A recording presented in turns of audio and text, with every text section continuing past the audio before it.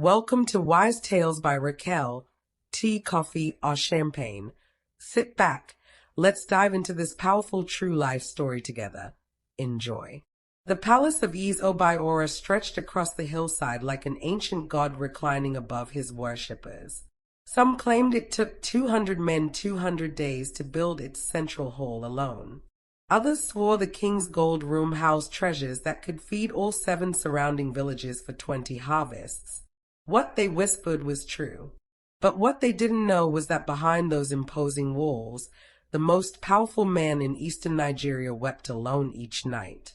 "Is this another night without sleep, my husband?" Lolo Adiz asked, her voice barely audible as she entered his private chamber. Obiora didn't turn to face his first wife. "The gods mock me," he said, staring into the dying embers. "What use is all this wealth without a son to inherit it? Our daughters." Silence. His fist crashed against the carved wooden throne, sending a hairline crack down its sacred surface. "Do not speak to me of those disappointments." The palace guards outside pretended not to hear. This outburst had become as regular as the moon's phases. 6 daughters, 6 female children when a single son would have been enough. Earlier that day, in the village square, he had watched as merchants from distant lands bowed before him, offering tribute. Yet behind their reverent gestures, he had caught the whispers. They called him the king without tomorrow, a ruler whose line would end with him. Some kings found strength in daughters. Some kingdoms allowed women to rule. But not here. Not in Umudiala, where tradition flowed stronger than the great river. "What troubles you more, my husband?" Lolo Adiz ventured carefully. "Having no son or having daughters who bring shame to your name?" She knew the answer before he spoke. Just yesterday, his youngest daughter had been caught with a commoner boy behind the yam storage. The scandal had spread through 3 villages by nightfall. The king looked down at his hands, powerful hands that had built an empire but could not shape an heir. "Both," he whispered. "But mostly, I fear what I have done to deserve this curse." The morning broke with the sound of breaking pottery. Another fight between the princesses had erupted in the inner courtyard. "You stole my coral beads," Princess Oluchi screamed, lunging at her younger half-sister. "They look better on me anyway," Zena retorted, dancing away with practiced ease. At 17, she had mastered the art of tormenting her siblings. From his chamber window, Obiora watched his daughters with a mixture of shame and resignation. 6 girls, all beautiful as moonlight on water, all poisonous as crushed ududu leaves. The 2 queens stood silently behind him, each silently blaming the other for their daughter's wild behaviors. "They fight like market women," he said without turning. "Is this how the blood of kings behaves?" Neither wife answered. The disappointment in his voice was heavy enough to crush stone. The kingdom had begun to notice. 3 moons ago, Princess Adana had been caught stealing from a merchant. Last harvest season, the twins Neoma and Neka had seduced the son of a visiting dignitary, the same son. The story spread like fire in dry grass. "Your blood runs in their veins," Lolo Kayoma, his second wife, finally said. "Perhaps your temper." "Do not blame me for their disgrace," he roared, turning so suddenly that both women stepped back. "I have given them everything, yet they return nothing but shame." Below, the argument had escalated. Royal guards now separated the princesses as village servants hurried to clean the shattered clay vessels. "The people say," Lolo Adiz began, then hesitated. "Speak." "The people say the gods deny you a son because you cannot control your daughters." The king's laughter was cold. "The people know nothing of gods or curses." But later, alone in his sacred grove, Obiora whispered desperate prayers. 22 years on the throne, wealth beyond counting, and power that made neighboring kings tremble, yet he felt poorer than a beggar without a son.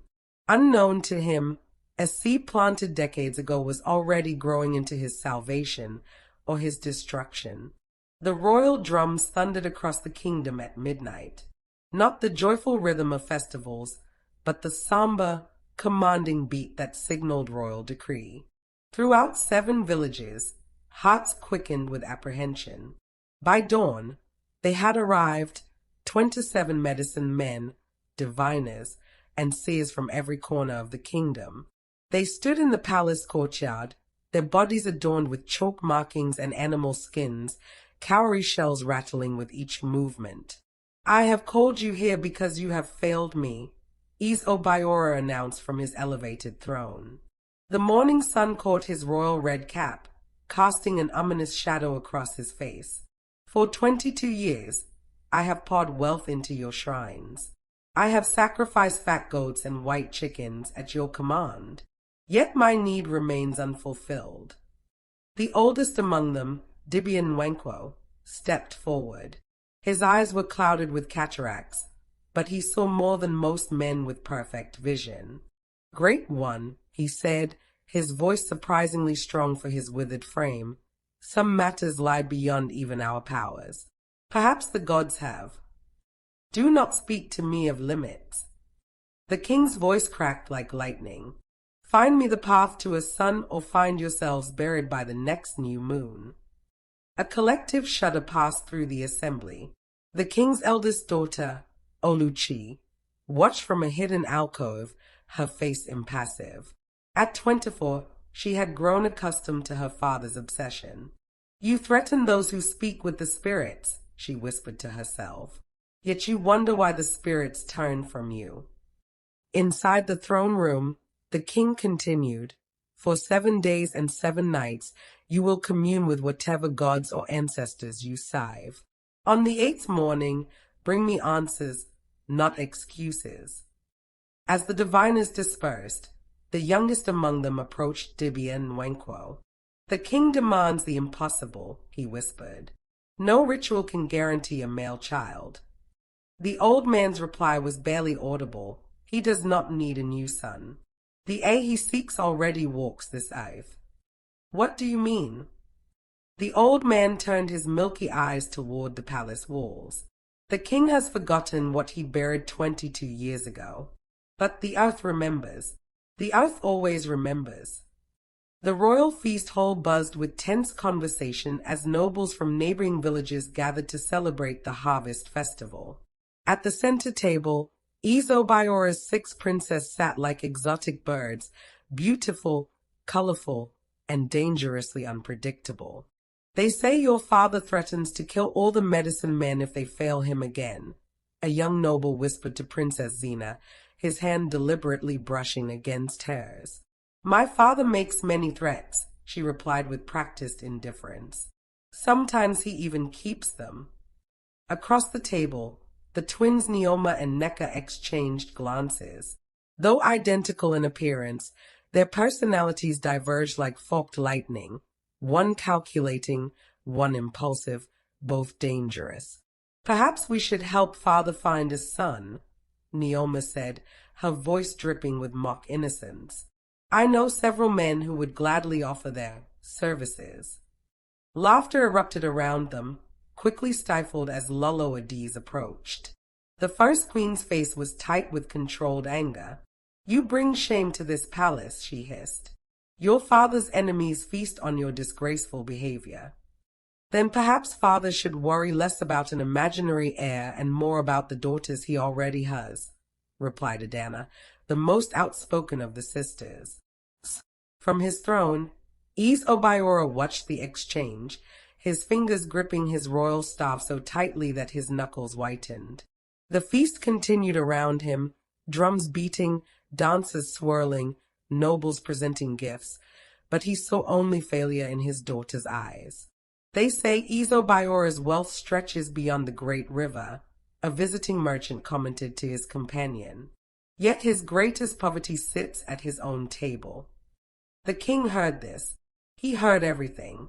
Later that night, as the youngest princess, Chizoba, staggered drunkenly through the palace corridors with a nobleman's son, she passed her father's private shrine. Father prays for a son, she slurred to her companion, when he should pray for better daughters. Inside the shrine, Isobiora froze mid-incantation, his daughter's words cutting deeper than any enemy's spear. The palm wine offering in his hands trembled, spilling sacred drops onto the ancestral stones. "Give me a son," he whispered to the spirits, "before these daughters destroy everything I have built." The marketplace of Umudiala throbbed with activity, traders haggling, children weaving between stalls, women inspecting yams and cassava with critical eyes. Near the edge, where the poorest vendors sold their wares, an old woman named Nwakego carefully arranged dried herbs. Her eyes, sharp despite her 70 years, caught a familiar figure approaching, Dibia Nwankwo, the kingdom's eldest seer. "I knew you would come," she said without looking up. "The royal drum spoke last night." The old diviner settled his frail body onto a low stool. "The king grows desperate. He threatens death if we cannot provide him a son." "Let him threaten the moon for rising too slowly," Nwakego scoffed. "Some things cannot be hurried or created by force." Around them, villagers deliberately kept their distance, sensing the weight of their conversation. "I have seen visions," the diviner said quietly. "Fragments of truth buried in darkness. There is a son, isn't there? A child the king rejected before his reign began." The old woman's hand stilled above her herbs. For a moment, the marketplace sound seemed to fade. "You speak of ghosts," she finally replied. "Not ghosts. A living man who carries royal blood unknowingly." Nwakego's eyes darted to ensure no one listened. 22 years ago, my niece Amara worked in the palace as a servant.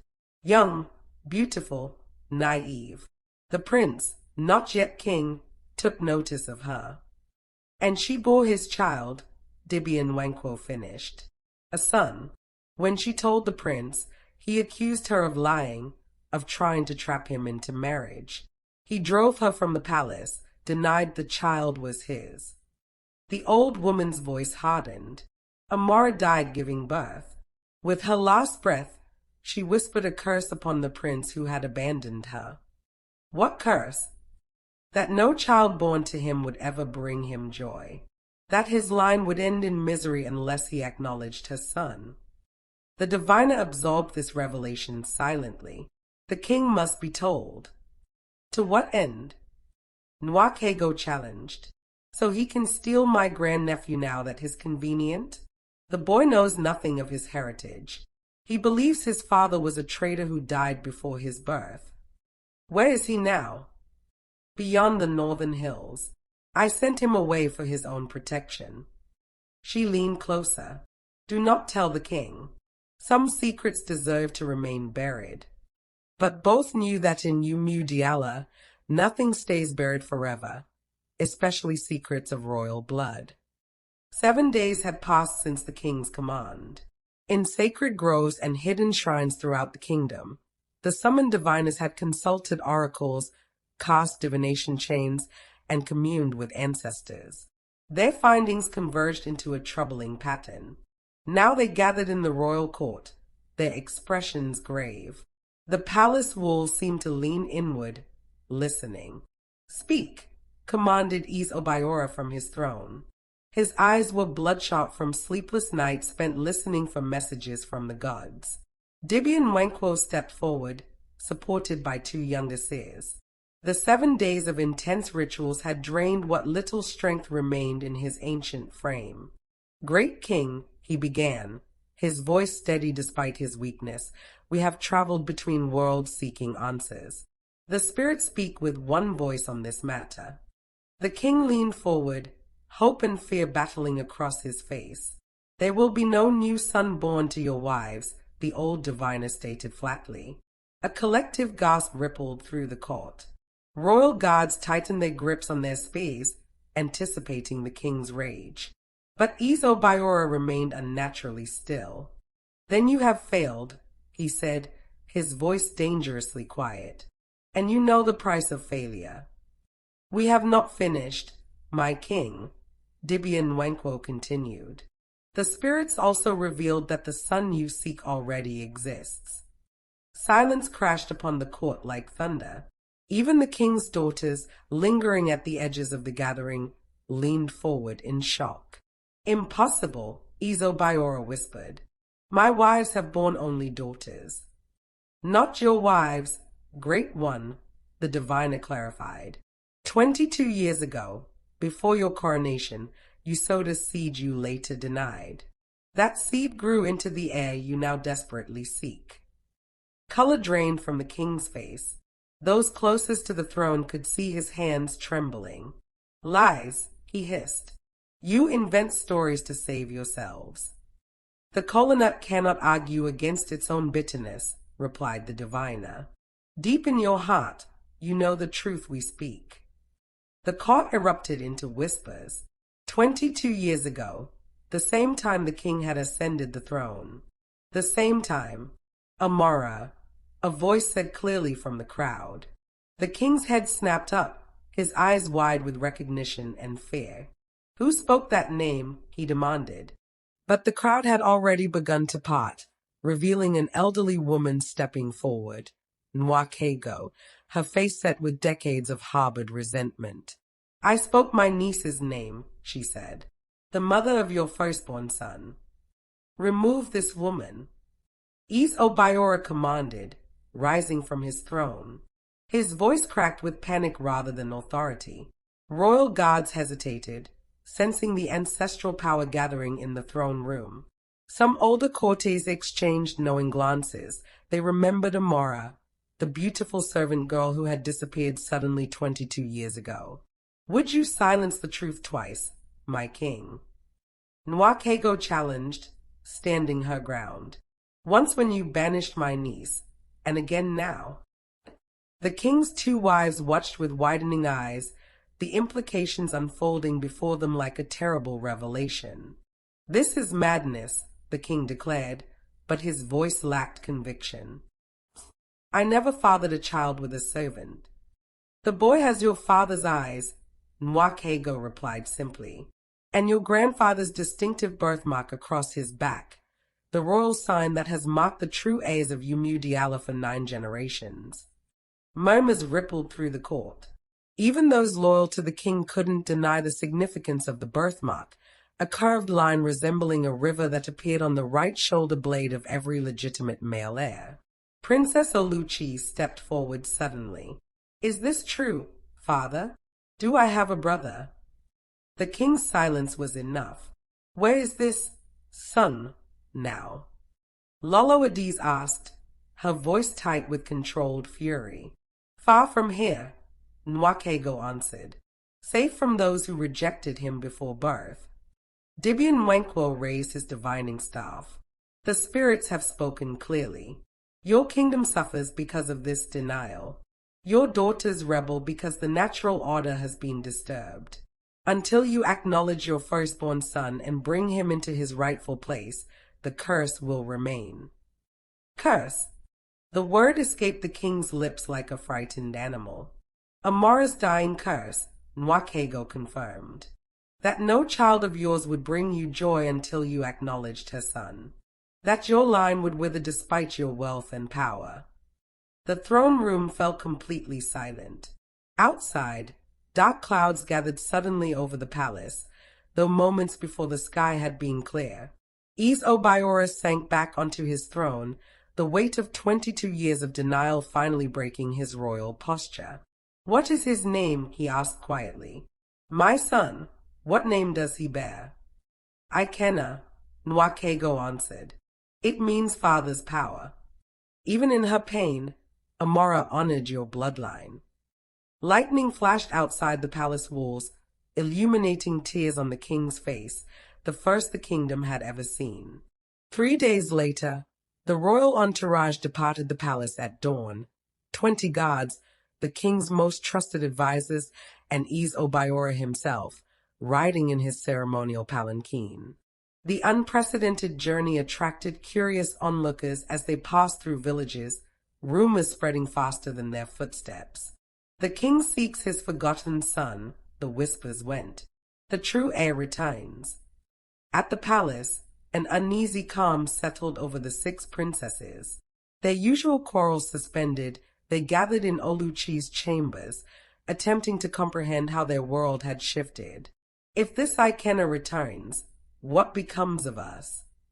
Xena wondered aloud, braiding and unbraiding her hair nervously.